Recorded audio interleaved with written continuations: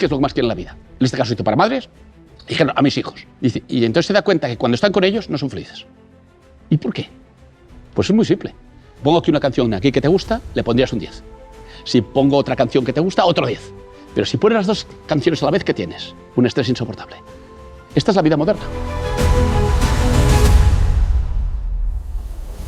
Esto es enfocar la vida por tarea, no por proyecto.